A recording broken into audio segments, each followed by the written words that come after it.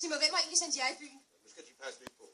Nå, ellers går jeg måske hjem og siger det. Hvem siger jeg det til? Må jeg gøre opmærksom på, at der er krig her i landet. Nå, ja, det tror jeg netop ikke, der var. Tiden er i hvert fald alvorlig, meget alvorlig. Og kongen har indskærpet, at vi bevarer ro og orden og det nationale sammenhold. Og hvad så? Hvor er det, Helle, hvis bare en tænder lyset? Jeg skulle så artige alle sammen. Ja, det var ligesom, da jeg gik i skole. Der var der en dreng, der rakte fingeren i vejret, før lærerne havde spurgt.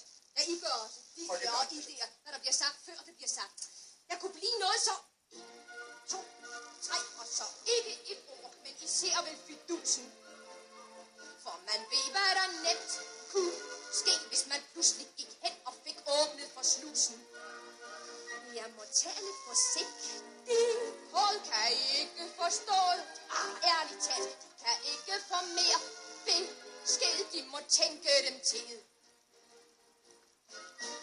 Har man som jeg temperament, nærmest i smag med det spanske, glemmer man gang for gang, at vi bør være så danske. Tag det sagt modigt og sødt. Om vores ølkasse vælter, jeg synes nu tit, det går for vidt. Undskyld, jeg nyser lidt rødt. Man kunne blive noget så 1, 2, 3 i forventning om glæder og tider, som kommer. For det er nu min A, B, C. En gang skal vi nyde den fredfyldte sommer.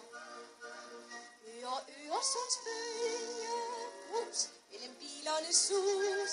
Ærligt talt, man kan blive noget så 1, 2, 3, når man tænker på det.